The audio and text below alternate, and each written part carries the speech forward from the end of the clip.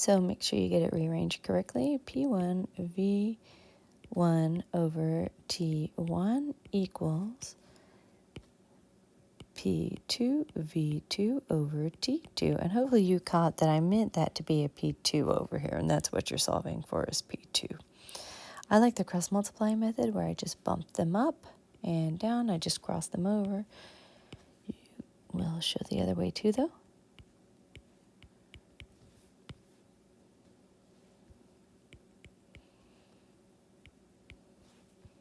So you could have also said, okay, I prefer to multiply both sides by T2. That cancels. And then once you get rid of those ones to say, okay, I divide both sides by V2 so that those two cancels. That works also. Regardless, here we go.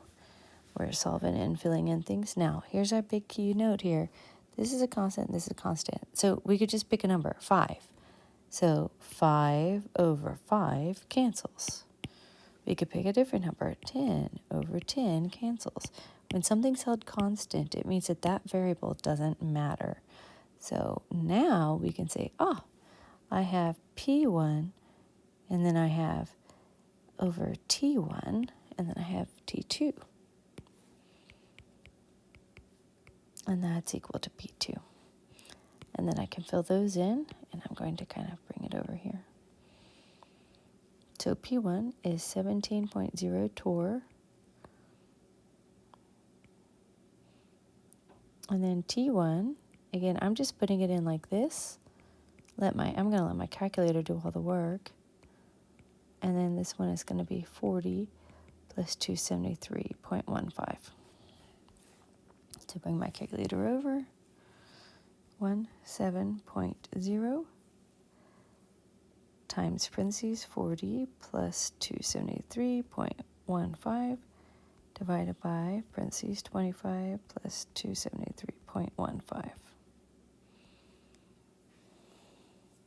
And now we've got 17.855. And we're going to be, let's see, this, when you put these two numbers together, we're going to have like 5 sig figs because of the 0.15. So here's 1, 2, 3 sig figs. And we're going to round it up.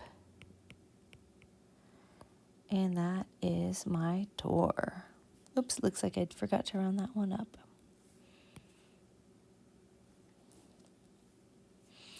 Then over here, we have 17.9. And then we're going to just divide that number here by 760. And that round, I'm going to still need, let's see, this has 2 sig figs, so it's going to give me 2.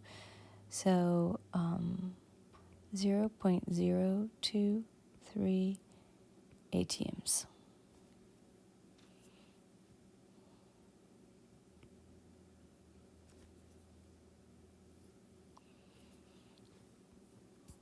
Now try to do the setup on the next two by yourself, and then come back and I will show these final two problems.